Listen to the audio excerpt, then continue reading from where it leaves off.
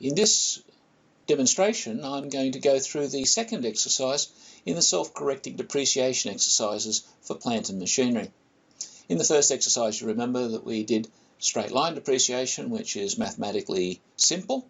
Here we're going to do the slightly more involved mathematics of diminishing value, but I hope we're going to find very shortly that the mathematics isn't nearly as scary and complicated as it first appears. Let's look at the exercise.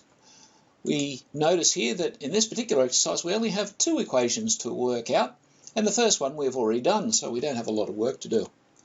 We're looking at the expired life, which is going to be exactly the same as the previous exercise. There's going to be the valuation date, which I'm going to consider absolutely, so I'm going to hit the F4 key in Windows. I'm going to subtract from that the purchase date, which will give me the age in days. I'm going to divide that by 365, which is going to be the close enough figure that I'm going to be using to get my age, and I get the 22.8. To do the depreciation replacement cost, I come up here and look at the comments that I've written in, the hints if you like, and you'll see that I'm going to apply a factor here which is 1 minus D, 1 minus the depreciation allowance raised to the nth power, or here I'm calling it the yth power. For those of you who've got a little bit of memory of your finance and your discounted cash flow analysis, you'll say, whoa, that's the same equation. You're exactly right. This equation, by the way, is also used in physics, biology, and many of the other natural sciences because it's the equation for exponential decay. And that's a natural function which you find all over the natural world. All through creation, you've got the 1 minus d to the n happening in some way, whether it's populations of bugs growing or decaying, radioactive decay, the way that the sun is wearing out, all sorts of things follow this exponential decay curve. So it's quite familiar, worth remembering.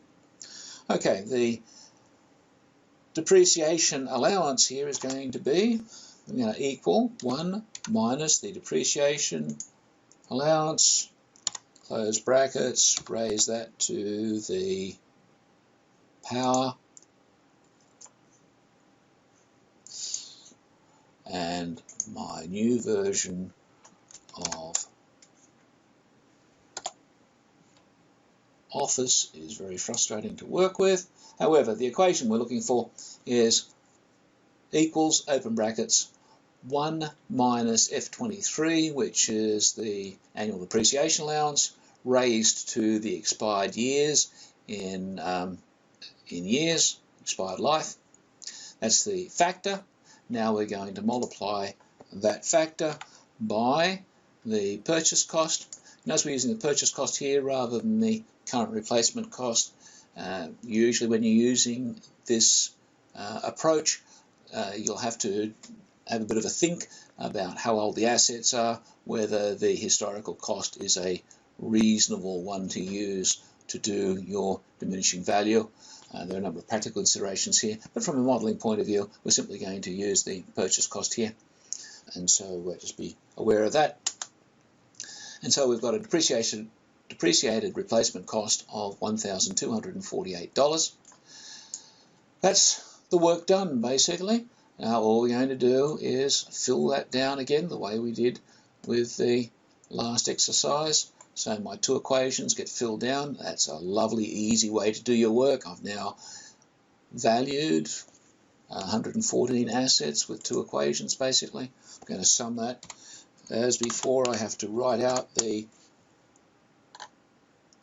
sum function longhand, simply because we've got protection on. You can use the auto sum function, which is a little tad quicker when you write these out yourselves.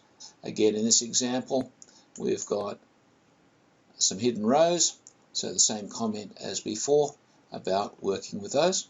Basically, the job's done. Too easy.